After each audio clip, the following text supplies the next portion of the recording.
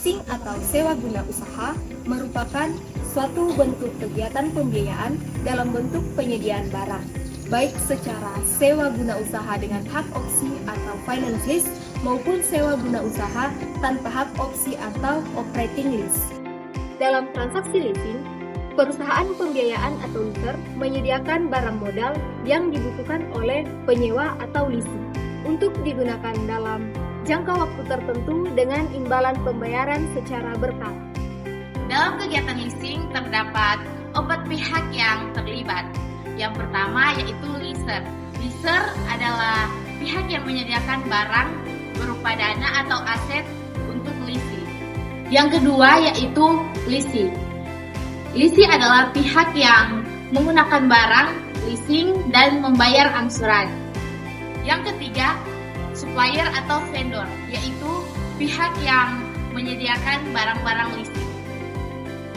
Yang keempat, yaitu perusahaan asuransi. Perusahaan asuransi yaitu pihak yang melindungi barang leasing.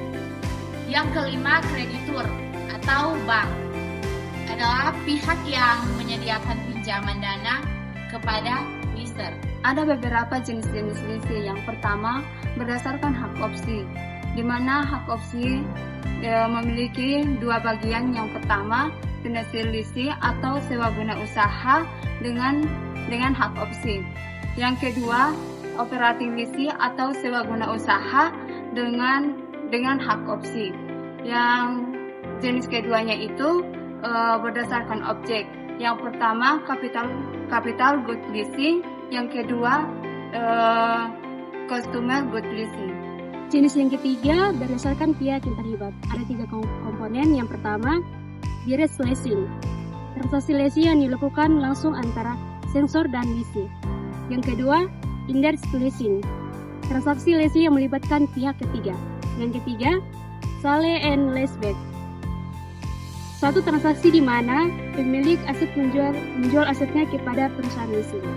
Jenis yang terakhir yaitu berdasarkan wilayah operasi. Ada 2 komponen. Yang pertama, domestic leasing. Kegiatan leasing yang dilakukan di dalam satu negara.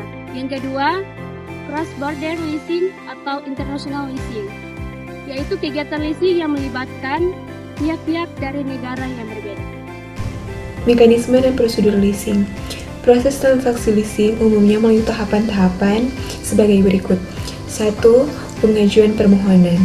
Leasing mengajukan permohonan leasing kepada perusahaan leasing dengan melengkapi dokumen-dokumen yang dipersyaratkan seperti identitas diri, laporan keuangan, rencana usaha, dan dokumen-dokumen pendukung lainnya. 2.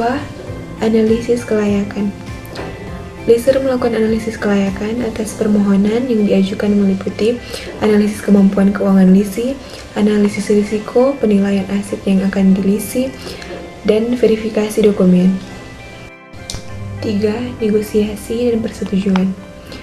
Apabila hasil analisis menunjukkan kelayakan, leaser dan leasing melakukan negosiasi mengenai syarat-syarat dan ketentuan leasing, seperti jangka waktu, besarnya angsuran, uang muka, dan ketentuan lainnya. 4. Penandatanganan perjanjian setelah terjadi kesepakatan. Leaser dan leasing mendatangi penjaga leasing yang memuat semua syarat dan ketentuan yang telah disepakati. 5. Pembelian aset. Leaser membeli aset yang diminta leasing dari supplier yang ditentukan.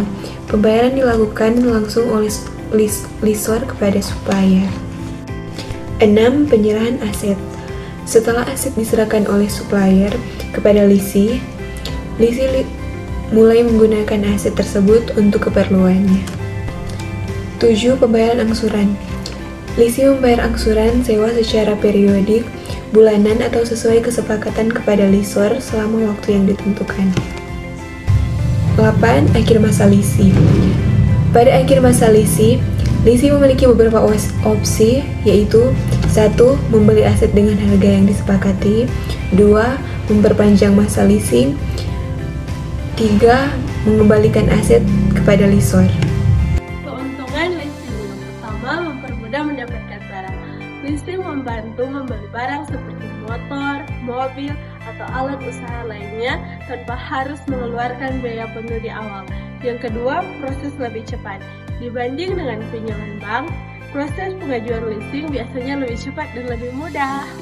Kekurangan utama leasing meliputi total biaya yang mahal atau bunga tinggi dibanding dengan tunai. Tidak adanya kepemilikan aset selama masa kontrak, serta resiko denda tinggi atau penyitaan barang jika terjadi wan prestasi. Leasing juga seringkali memberlakukan batas jarak tempuh untuk kendaraan dan mengikat nasabah dalam kontrak jangka panjang.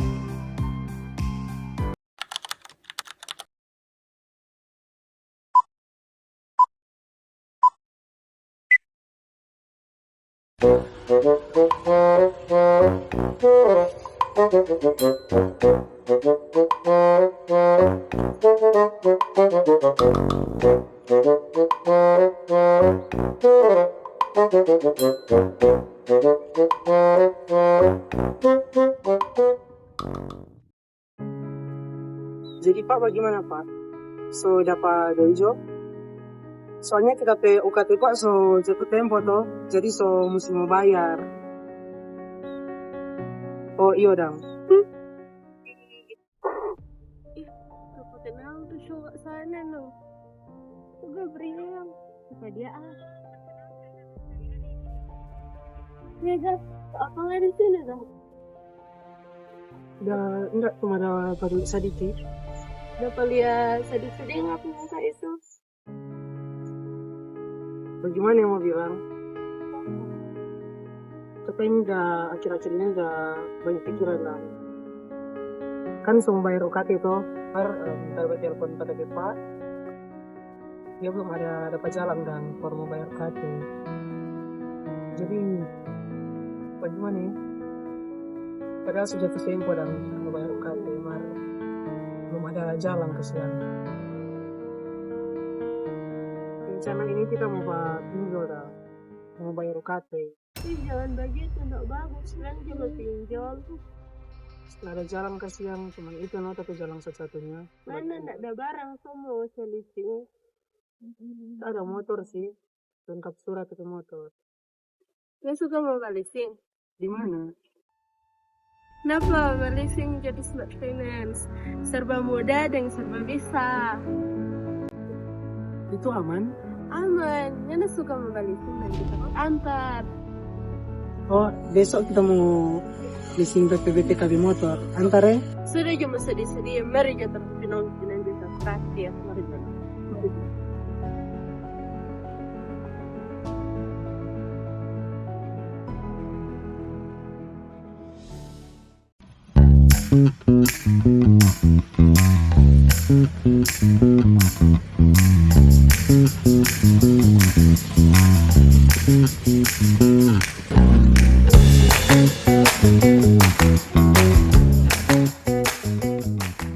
Selamat siang. Selamat siang Kak, mari silakan duduk.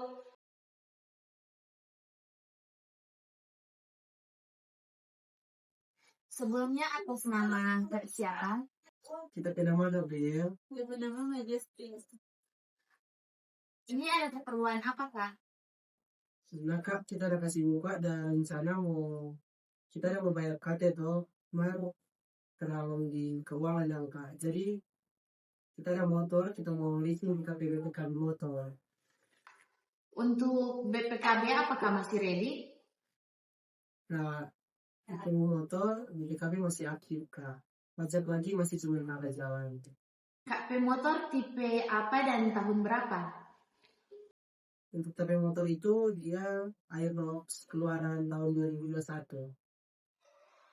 Untuk proses lebih lanjut, kami akan serahkan kepada tim marketing kami untuk memfollow up Kak di proses pencairannya. Sebelumnya kami boleh meminta nomor telepon Kak agar tim marketing kami bisa menghubungi Kak untuk proses lebih lanjut. Boleh Kak.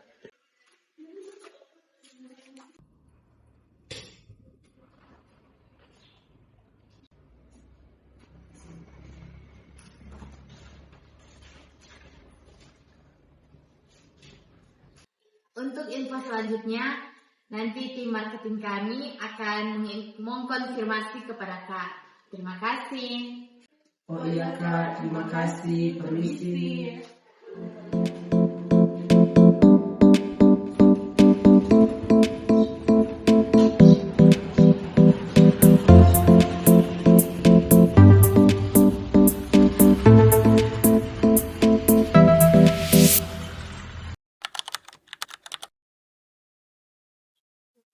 Selamat pagi Kak. Selamat pagi. Terima kasih telah memberikan kesempatan kami untuk datang di sini untuk mengenai Kak mengenai smart finance di sini. Sebelumnya itu perkenalkan nama saya Rizka Karuro. Nama saya ini Flora.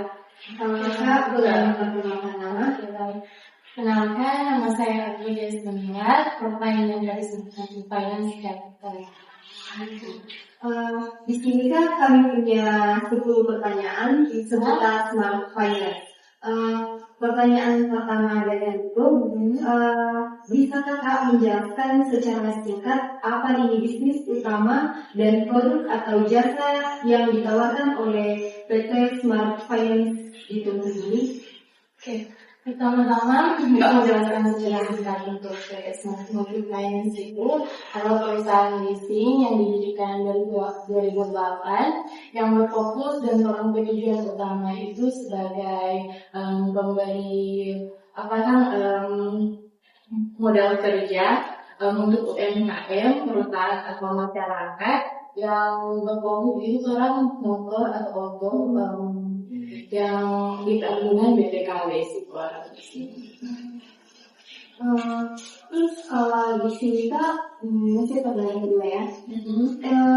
Target pasar atau segmen konsumen utama dari perusahaan Smart Finance di sini siapa? Untuk target pasar sendiri itu orang itu konsumen yang berusia 17 tahun ke atas sampai 5 tahun yang memiliki kendaraan motor atau BPKB yang ada SIM motor atau auto. Kalau semisal mengajukan sertifikat tanah itu bisa Sertifikat tanah barang belum. Di sini cuma memang khusus untuk leasing kendaraan BPKB motor dan motor. Terus pertanyaan ketiga, nilai-nilai perusahaan yang dijunjung tinggi dan diterapkan dalam bekerja sehari-hari di sini. Tentunya untuk nilai-nilai yang ada sekarang di sini untuk karyawan tetap menjunjung tinggi integritas yang ada. Sekarang di sini itu ada pedoman yang orang ikuti, itu ada orang slogan itu juara, J itu jujur dan disiplin, U utamakan kerjasama tim, A antusias, ER responsif untuk kepuasan keuangan, dan A tentang perbaikan. Jadi untuk nilai-nilai orang berpedoman. Yang pertanyaan keempat adalah seperti apa sih sistem kerja dan teknologi yang digunakan untuk menunjang operasional sehari-hari? Oke, dan untuk sistem kerja sendiri, kalau di sini ada sistem yang orang gunakan itu ada kondisi awan, kondisi api, ada one air, ada yang lain-lainnya juga. Itu untuk menunjang orang program kerja di sini. Tapi untuk Smart Finance sendiri, orang di sini ada beberapa divisi. Itu divisi marketing, operasional, dan collection. Untuk marketing sendiri itu orang yang melakukan prosedur pelayanan apabila konsumen itu dapat pelayanan kalau mau berjalan dia di kontrak. Dan kedua itu bagian collection, itu bagian penagihan. Itu orang yang dapat lagi kalau konsumen berumah kalau misalnya konsumen setelah karya atau apa. Dan ketiga itu bagian operasional, bagian admin orang di sini. Jadinya untuk masing-masing divisi itu ada program yang digunakan, sama kita sudah jelaskan tadi, ada kondisi awan, kondisi api. Juga untuk tim collection itu divisi collection ada HP yang masing-masing pegang, yang dari informasi itu supaya dalam tidak melakukan konsumen ada di informasi masing-masing. Pertanyaan selanjutnya, apa visi perusahaan ke depannya dan rencana ekspansi yang sedang dijalankan? Baik, untuk visi PT Smart Finance sendiri itu adalah terus serta meningkatkan kesejahteraan masyarakat dengan menjadi penyedia solusi keuangan yang cepat dan tepat. Terima melanjutkan pertanyaan tersebut. Bagaimana prosedur klaim asuransi jika terjadi kehilangan atau kecelakaan? Prosedur kasus klaim asuransi itu yang pertama konsumen datang melapor si orang pegang di sini. Terus ada formulir yang telah masukkan konsumen. Nanti konsumen sendiri yang mau pengurusan itu sesuai dengan jalan asuransi yang dengan orang perusahaan bekerja sama. Terus yang kedelapan itu apa ada masa tenggang sebelum dilakukan tindakan penarikan duit jika terjadi gagal bayar? Tentunya ada dalam sistem di sini. Kalau misalnya konsumen itu setelah bayar 5 hari, di situ terus ada ST1 surat peringatan pertama. Kalau lewat 10 hari dia surat peringatan kedua, dan ST3 kalau dia setelah lewat 15 hari. Kalau misalnya konsumen 30 hari telah bayar, tentunya orang bagian collection sendiri harus kita mengingatnya. Makanya semua banyak konsumen ini membayar lagi atau enggak. Kalau misalnya 30 hari dalam membayar, ini semua sendiri kita orang kita di dalam atau Terus pertanyaan ke-9, berapa denda keterlambatan per hari jika nasabah telah membayar? Dalam di sini kalau untuk denda per hari itu 0,5% per hari. Kan kalau misalnya konsumen denda di Bepom tanggal 20, DP denda itu nanti ditabaknya tanggal 23. Jadi dari senang banget tanggal 20 sampai 23 belum ada denda. Tapi kalau misalnya setelah lewat sampai tanggal 24, itu denda dari tanggal 20 sampai tanggal 23 semua harus bisa dikali. Jadi untuk denda di sementara 0,5% per hari. Jadi kalau misalnya konsumen ansuran 2.500, itu kali 0,5% itu untuk biaya kayaknya 12.500 per hari. Terus yang terakhir, biaya asuransi sudah termasuk dalam angsuran dan apa jenis perlindungan? Tentunya sudah sedia. Dan sebelum konsumen tanda kontrak ini kalau aku jelaskan, jadi ini biar jenis perlindungan ada meskipun program pembiayaan. Jadi sebelum konsumen tanda kontrak berarti ada prosedur yang orang membaca di dalam tanda. Biasanya kalau untuk program pembiayaan, tapi itu kan festival lagi, jadi sama itu dari pertanyaan kami. Ya, terima kasih ya. Terima kasih. I just had to let you know you're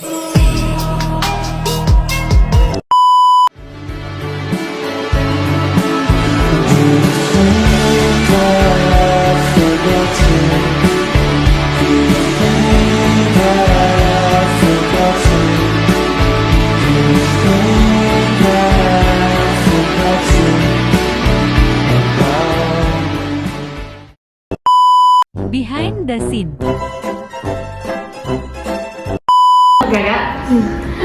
Sebelum Diam. Kita bilang berdua boleh enggak? Baik secara tiga 4 pihak yang terlibat. Alex sampai pergerakan itu mau. Kelebihan untungan Kekurangan utama leasing terlupa tidak. Siapa yang bilang? Gak ada dong. Oh, aku.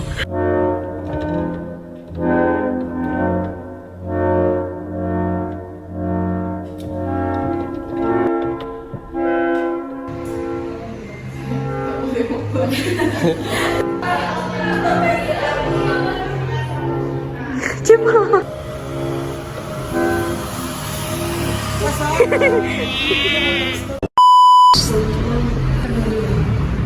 Kita nama Andre dan